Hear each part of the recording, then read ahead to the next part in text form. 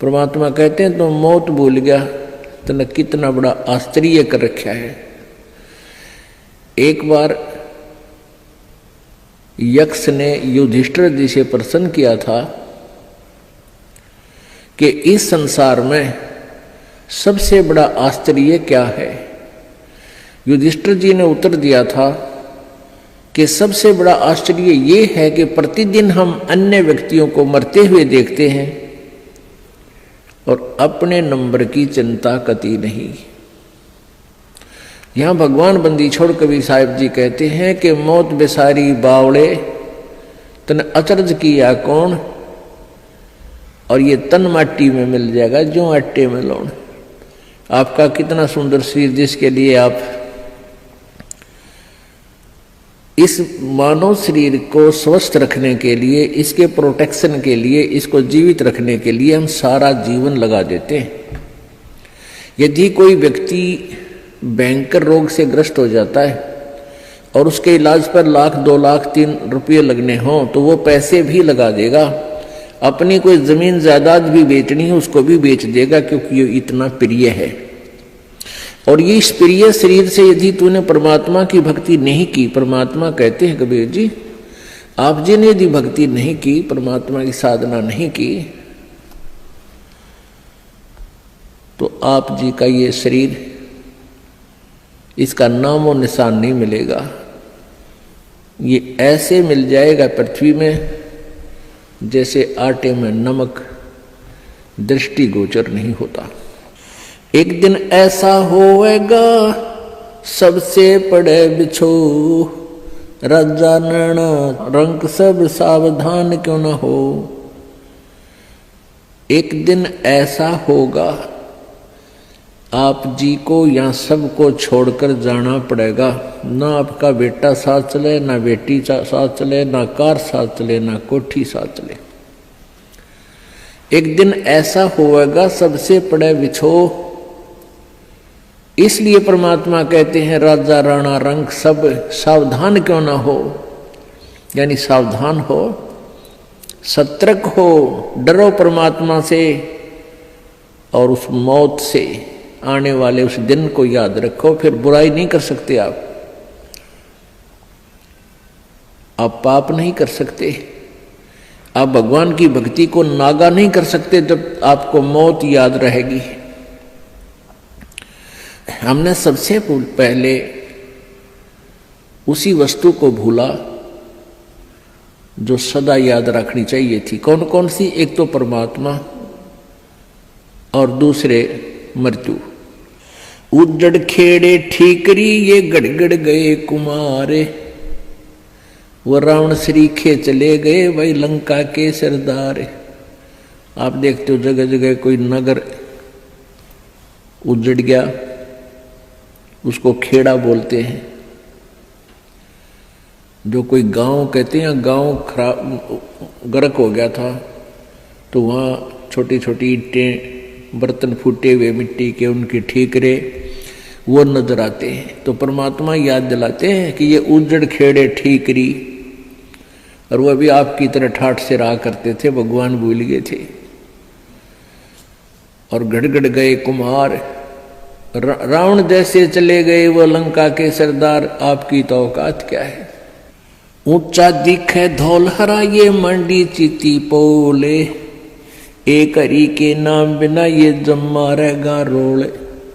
कहते हैं आप जी को ये काल आपकी रोल मार रहा है। रोल मारना आपको मूर्ख बना रहा है।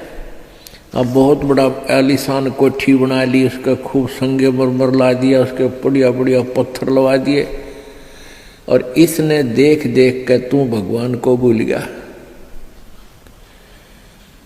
ऊंचा दिखे धौलरा और मंडी चीती पोले,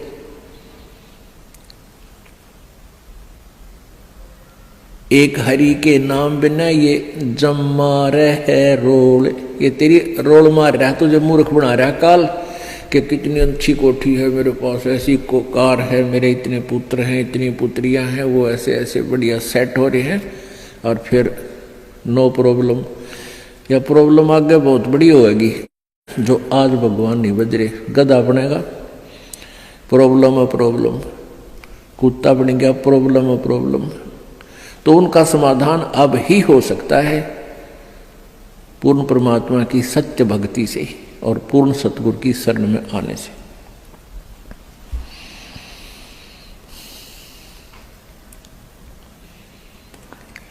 कबीरा देवल ढह पड़ा ये ईंट वही संघार,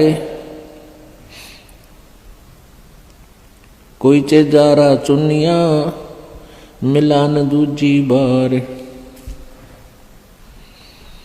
का चुनावे मैडिया ये चुना मटी लाए, मौत चुनेगी पापड़ी तन दौड़ कलेगी आए। परमात्मा कहते हैं, भगवान कबीर जी कहते हैं कि भक्ति के बिना आपके ये लंबी लंबी कोठियां बनाने लग रहा है, और यह मौत पापनी तने एकदम झपट्टा मार के ले जाएगी और ये कोठी तेरी यहीं रह जाएगी। रोहतक के अंदर एक व्यक्ति सेठ, उसने काफी स्थान बहुत अच्छी जगह पर परचेज किया। वो पुरानी दुकान सी थी, उन सबको फोड़ फाड़ कर बहुत बढ़िया एक बहुत लंबा चौड़ा बनाने लग गया। वहाँ पर मार्केट बना रहा था, और उसको ये था कि इसमें लाखों रुपए महीने की इनकम होगी।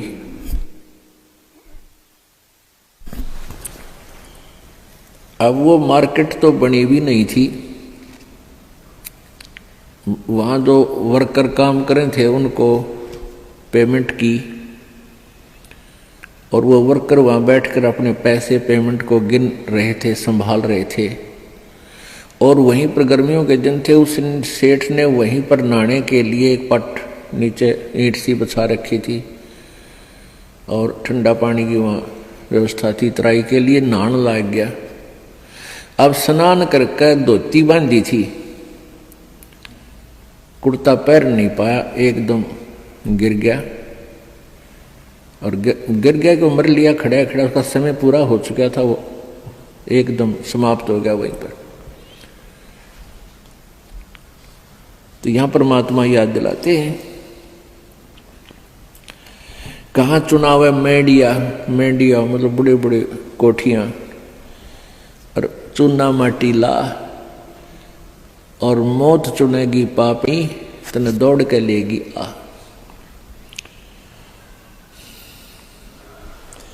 कहा चुनाव है मैडिया ये लंबी भीत उसार,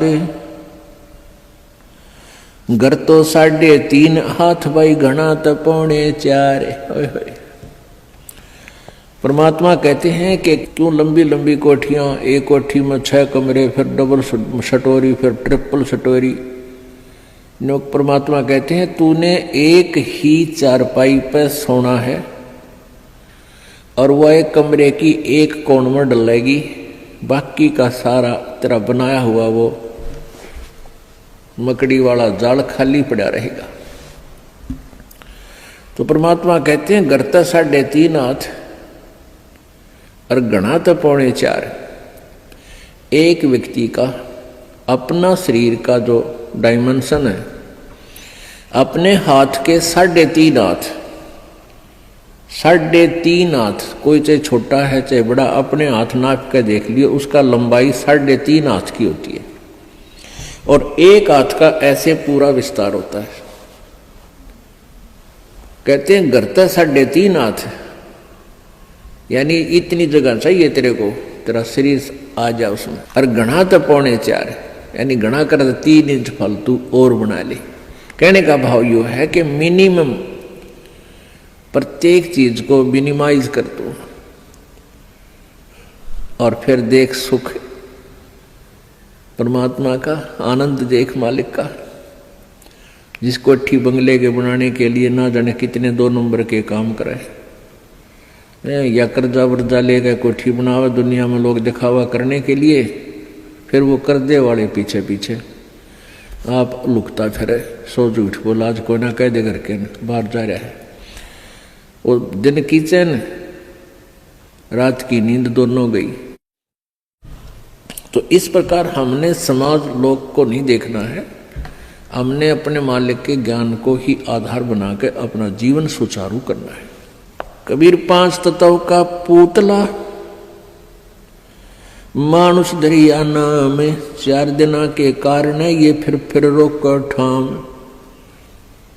अब क्या बताते हैं, ये 5 तत्व की बना हुआ ये मिट्टी का शरीर, इसका मानुष धर दिया नाम, और 4 दिना का जीवन है। पता नहीं कहाँ कहाँ पर कोठी बनाता है, गुड़गांव में एक प्लाट ले लिया, हिसार में एक बड़ा बड़ा मकान ले लिया, जींद में अर्बन स्टेट में कोठी ले ली। परमात्मा कहे 2 दिन का जीना है और पता नहीं कित कित स्थान रोक के बैठा है। अब मेरे पास फिर भूत बनकर सैर सपट्टे करेगा, कदे उसको ठीक है देखने जा, कदे उसने, और घरवाले के करा कर मृत्यु होते ही उसको तो लेकर जाएंगे शमशान घाट पर शरीर को, और पीछे तो पहले काठ की देल होया करती, चौखट नीचे काठ की, उसमें कील गाड़ दिया करते, जंतर मंतर करके कदे फेर ना जा उल्टा यो भूत है। और वो सारा जीवन खो दे उस कोठी बनाने में, उसको वापस प्रवेश निषेध। देखिए बूंदी बन रही हमारे साथ, क्योंकि हमें ज्ञान नहीं मिला, हमें तत्वदर्शी संत नहीं मिले जो यहां से हृदय हटा दे। कबीर कहाँ गर्बिया ये ऊंचा देख आवाज से, काल पड़ा जमी लेटना तेरा ऊपर जम घास। परमात्मा कहते हैं कि अभिमान कर रहा है, कि गर्व कर रहा है तू इस ऊंचे मकान और कोठी का, कल को तेरी मृत्यु हो जाएगी और फूक देंगे तेरे को शमशान घाट पर, और उस मिट्टी पर घास जमेगा, गधे फिरेंगे, कुछ डांगर अंडा करेंगे तेरी माटी के ऊपर के। पुण्यात्मा, हम भगवान से दूर हो गए, कारण क्या है कि हमें ज्ञान नहीं मिला।